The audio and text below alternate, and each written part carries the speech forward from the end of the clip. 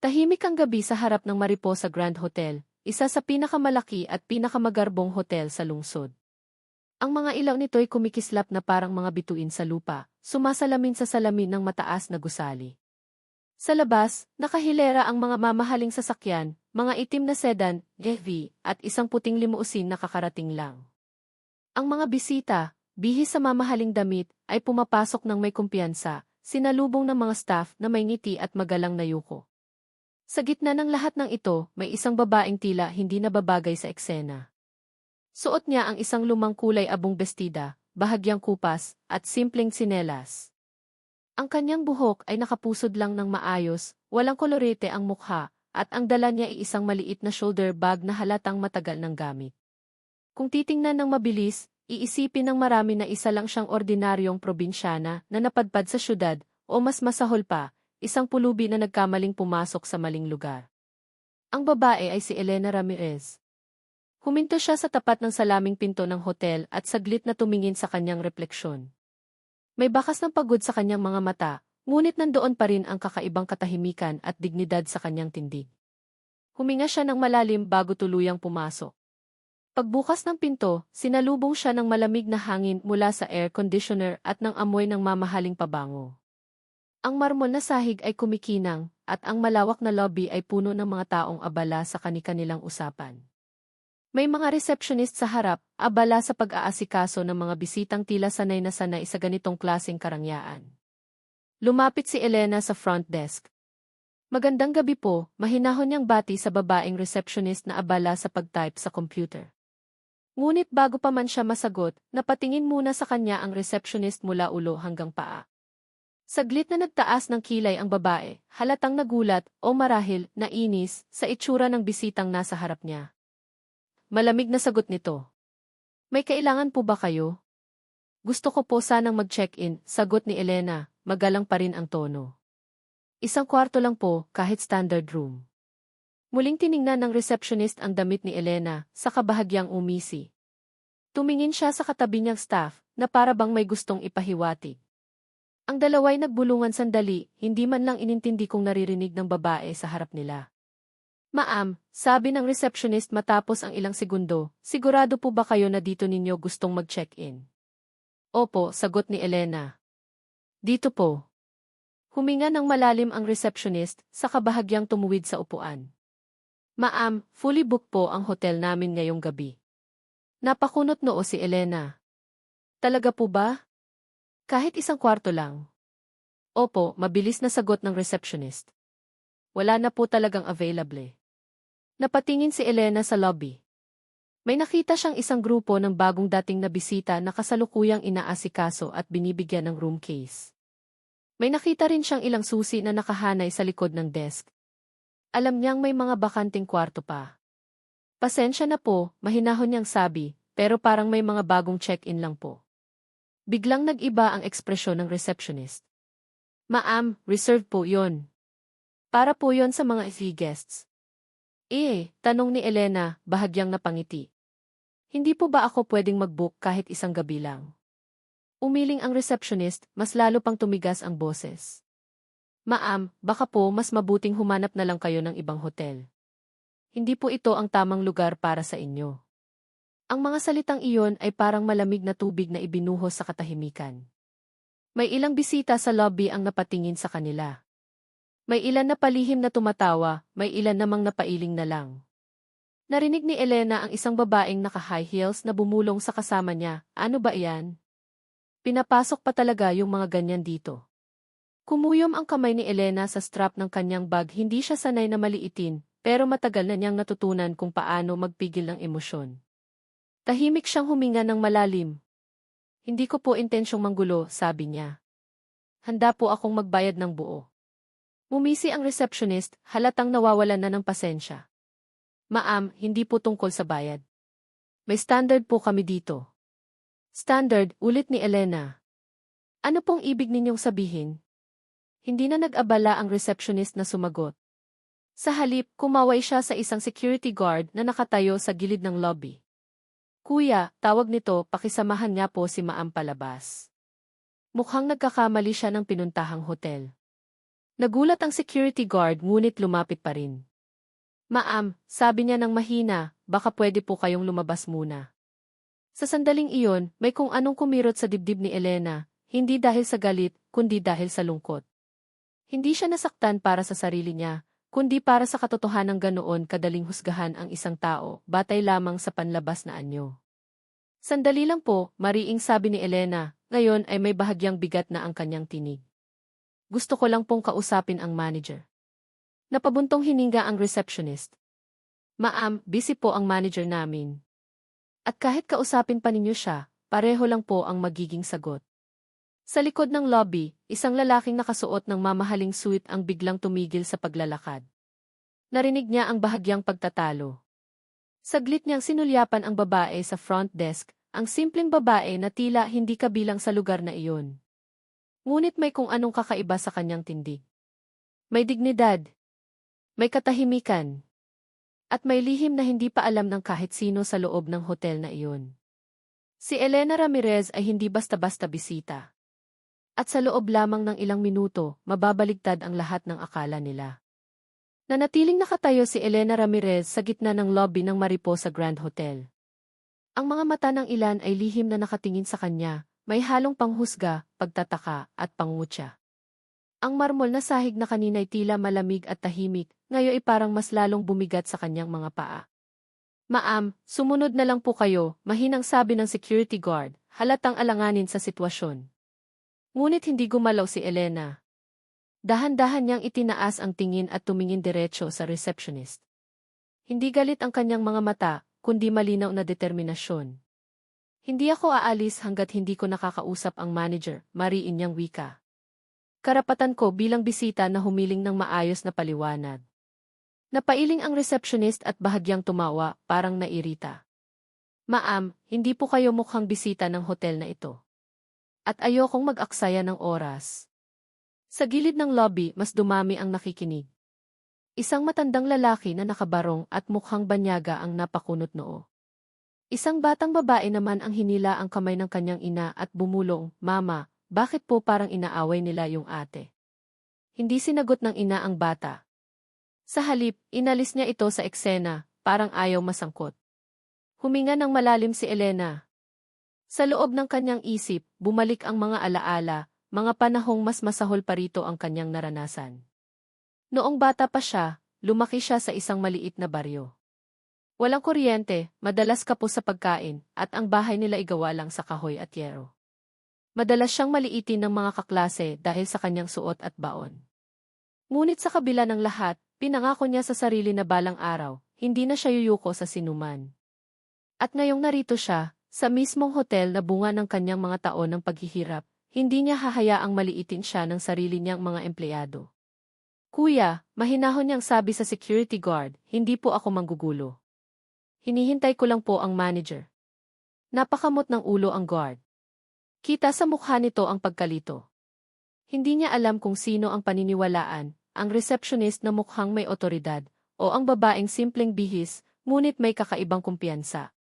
Sandali po, sabi ng guard, sabay talikod upang tumawag sa radyo. Samantala, muling nagsalita ang receptionist. Ma'am, last warning na po ito. Kung hindi po kayo aalis, mapipilitan po kaming tumawag ng pulis. Sa puntong iyon, bahagyang napangiti si Elena. Isang ngiti na hindi kayang unawain ng receptionist, hindi ito ngiti ng takot, kundi ng taong may alam na katotohanang malapit ng mabunyag. Sige po, sagot ni Elena.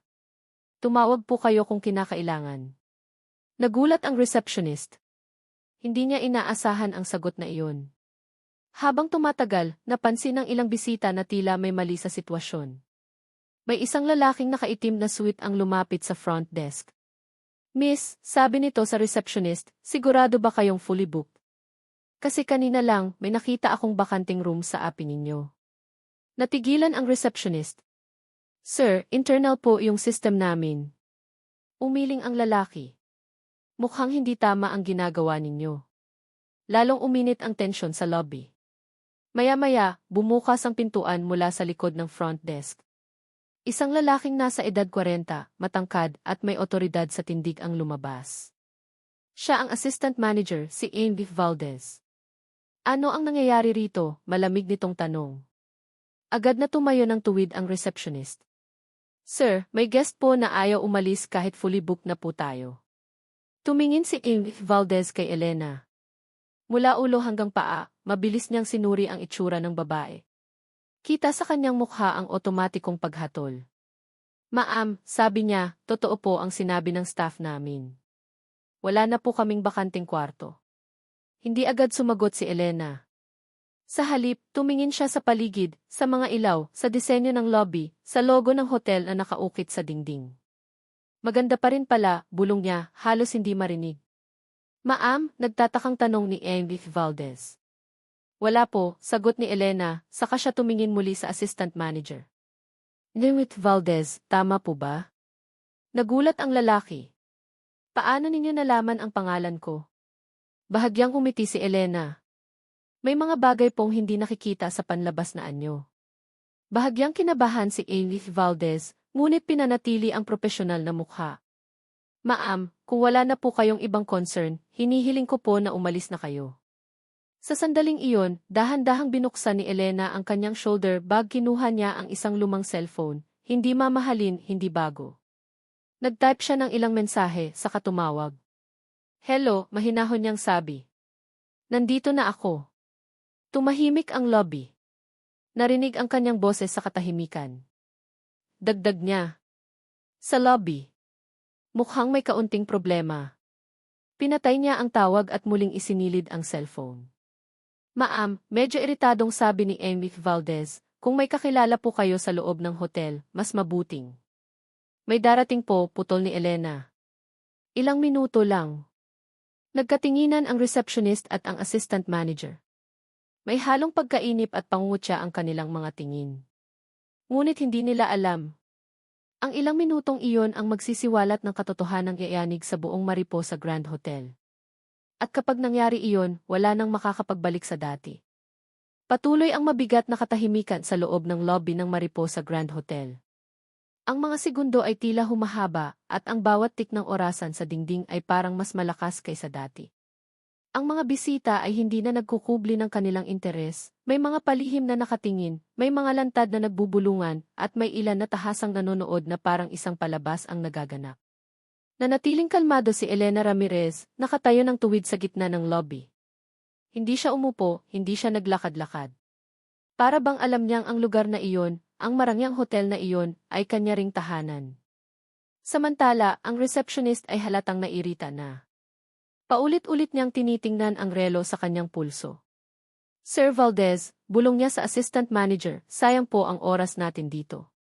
Mukhang nagbibiro lang iyang babaeng yan. Tumango si Amy Valdez, ngunit sa kaibuturan ng kanyang dibdib, may kung anong kaba siyang nararamdaman. Hindi niya maipaliwanag, ngunit may kakaiba sa kilos ni Elena, hindi ito kilos ng isang ordinaryong taong napahiya o natakot. Lumapit siya muli kay Elena. Ma'am, mas matigas na ang kanyang tono ngayon, binigyan na po namin kayo ng sapat na oras. Kung wala po kayong reservation, kailangan na po kayong umalis. Dahan-dahang itinaas ni Elena ang kanyang tingin at tumingin diretso sa mga mata ni Amy Valdez. Amy Valdez, mahinahon niyang sabi, gaano na po kayo katagal nagtatrabaho rito? Napakunot noo ang lalaki. Ma'am, hindi po iyon ang usapan. 5 taon, biglang sagot ng receptionist na parang ipinagmamalaki. Ako po, 3 taon na rito. Ngumiti si Elena. Ibig sabihin, wala pa kayo rito noong binili ang hotel. Nanlaki ang mga mata ng receptionist. Ano po nang sinasabi ninyo? Sa sandaling iyon, bumukas ang pangunahing pinto ng hotel. Isang grupo ng mga lalaking nakasuot ng pormal na kasuotan ang pumasok. Sa unahan nila ay isang matandang lalaki na may puting buhok, ay hawak na tungkod, ngunit matatag pa rin ang lakad. Kilala siya ng halos lahat ng staff, si Atty. Manuel Soriano, ang legal consultant ng Mariposa Group. Napahinto ang receptionist. Sir Soriano. Diretso ang lakad ng matanda papunta sa lobby. Sumunod sa kanya ang 2 lalaking nakasuit at isang babaeng may dalang folder. Magandang gabi, sabi ni Atty. Soriano, ngunit agad siyang tumigil nang makita si Elena. Nag-iba ang kanyang ekspresyon. Ma'am Elena, tanong niya, halatang nagulat. Sa unang pagkakataon mula nang pumasok siya sa hotel, bahagyang umiti si Elena, isang ngiting puno ng respeto. Magandang gabi po, attorney, sagot niya. Pasensya na po kung bigla akong dumating.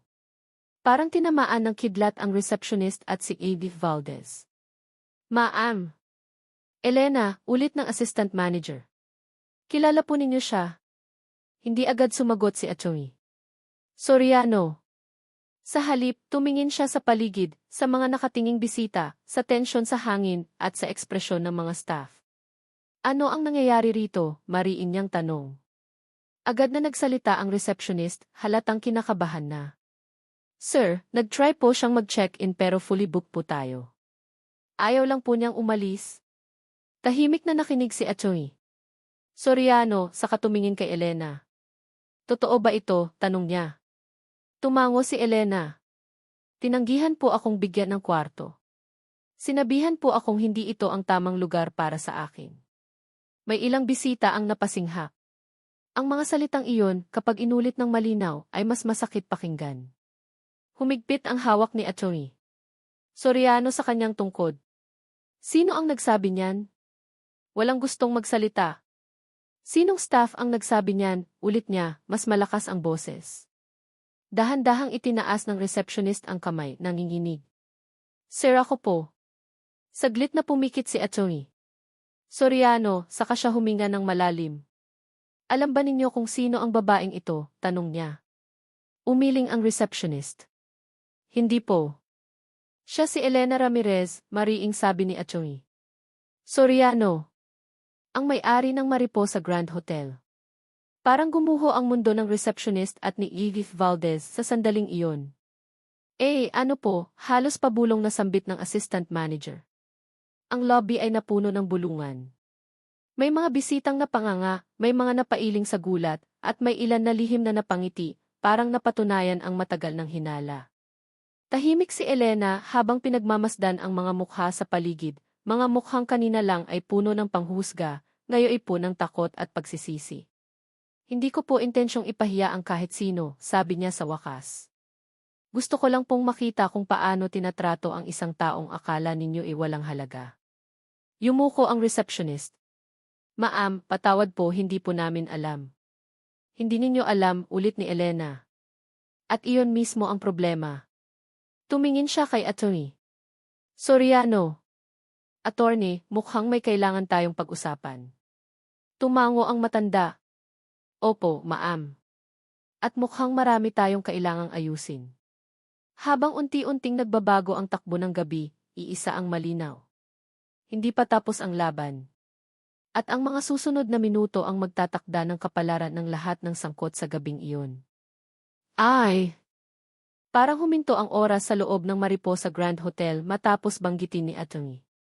Manuel Soriano ang katotohanan. Ang marangyang lobby na kanina'y puno ng yabang at pagmamataas ay biglang nilamon ng katahimikan, isang katahimikang mabigat, nakakabingi at punang takot. Ang receptionist ay namutla. Ang kanyang mga kamay ay nanginginig habang mahigpit niyang hawak ang gilid ng counter, tila umaasang may masasandalan.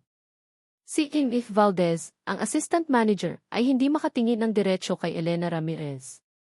Ang kanyang nooy namamasa na ng pawis, at ang dating matigas na tindig ay napalitan ng kawalan ng lakas. Ma'am Elena, mahina niyang sambit, halos hindi marinig. Hindi po namin alam. Kung nalaman lang po namin. Dahan-dahang itinaas ni Elena ang kanyang kamay, hudyat upang tumigil siya. Walang galit sa kanyang mukha, ngunit ang kanyang mga mata ay seryoso, malalim at puno ng bigat ng katotohanan. Huwag na nating pagtakpan ang nangyari, mahinahon niyang sabi. Hindi ito tungkol sa kung sino ako. Tungkol ito sa kung paano ninyo tinrato ang isang taong akala ninyo ay walang kapangyarihan. Tumango si Atty. Soriano. Ma'am, kung maaari, pakiusap kong samahan ninyo kami sa conference room. Bago pa makasagot si Elena, isang babaeng bisita ang biglang nagsalita mula sa gilid ng lobby. Siya ay nakamamahaling bestida at halatang guest. Kung ako po ang tatanungin, sabi ng babae, tama lang po ang ginawa ng staff. May image po ang hotel na kailangang protektahan.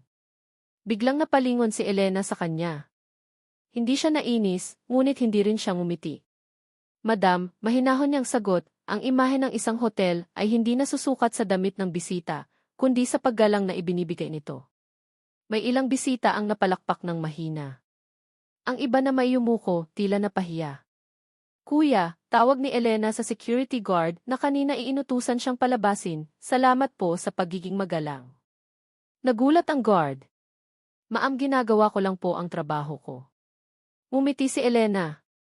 At iyon ang dapat, trabaho na may konsensya. Maya-maya, tumunog ang elevator. Dumating ang general manager, si Amy Antonio Cruz, isang lalaking kilala sa istriktong pamamalakad. Halatang nagmamadali siya, at agad na nagbago ang kanyang ekspresyon nang makita si Elena. Ma'am Elena, sabi niya, sa bayu ko. Pasensya na po sa nangyari. Lubos po akong humihingi ng tawad. Lalong tumahimik ang lobby. Cruz, sagot ni Elena, hindi po sapat ang paghingi ng tawad kung walang kasunod na pananagutan. Tumango ang general manager. Nauunawaan ko po. Pinaharap ni Elena ang receptionist at si Edith Valdez sa gitna ng lobby. Hindi upang ipahiya, kundi upang ipakita sa lahat ang aral. Sabihin ninyo sa akin, tanong ni Elena, kung ako po ba nakasuot ng mamahaling damit, ganito rin po ba ang trato ninyo sa akin? Hindi makasagot ang receptionist.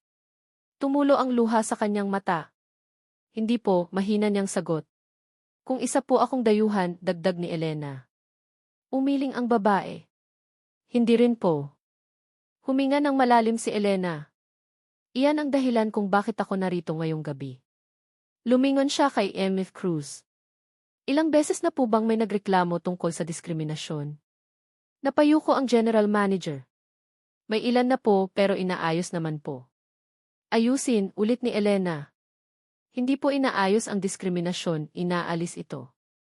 Naglakad si Elena patungo sa gitna ng lobby at hinarap ang lahat ng staff na naroon.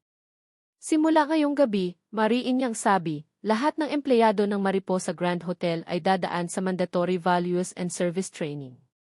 Walang exempted. Manager man o janitor. Tumango si MF Cruz.